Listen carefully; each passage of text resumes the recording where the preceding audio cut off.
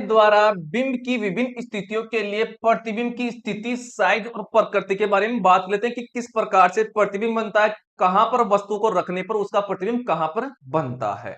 तो इसके लिए आपकी 6 स्थितियां हैं, उन 6 स्थिति के बारे में बात कर लेते हैं। पहली स्थिति है जब वस्तु को अनंत पर रखते हैं, तो अनंत यहां पर मान लेता हूं, ठीक है, एक है।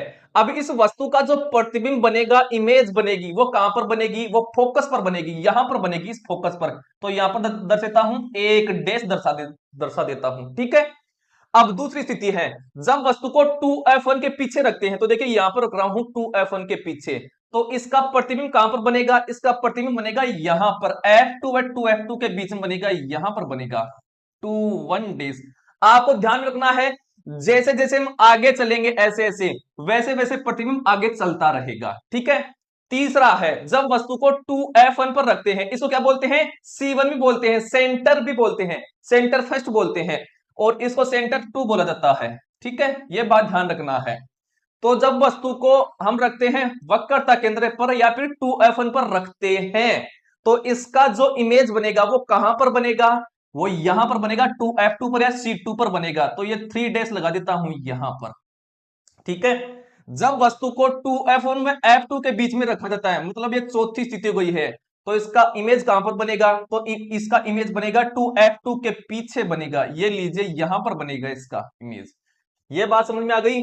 जब वस्तु को हम f1 पर रखते हैं, ये लीजिए 5th पोजीशन हो गई है, तो इसका इमेज कहां पर बनेगा, तो इसका इमेज बनेगा अनंत पर, ये बनेगा यहां पर, अनंत पर बनेगा, ये कहां पर बनेगा, अनंत पर बनेगा, ठीक है। और जब वस्तु को हम F1 व O मतलब प्रकाशीय केंद्र व F1 के बीच में रखते हैं, तो ये 6 पोजीशन है, तो इसका इमेज अर्थात प्रतिबिंब कहां पर बनेगा, तो इसका इमेज यहां पर, इसके तरफ ही बनेगा यहां पर, तो 6 डैश यहां पर लगा देता हूं, यहां पर बनेगा।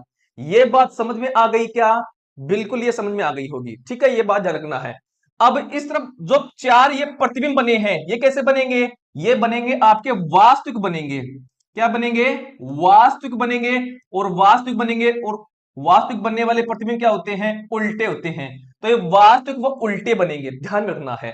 और ये जो छठवां जो प्रतिबिंब बनेगा वो कैसा बनेगा, आभासी बनेगा, और जो प्रतिबिंब आभासी बनता है वो कैसा रहता है, सीधा रहता है, ठीक है, ये बात समझ में आ गई होगी।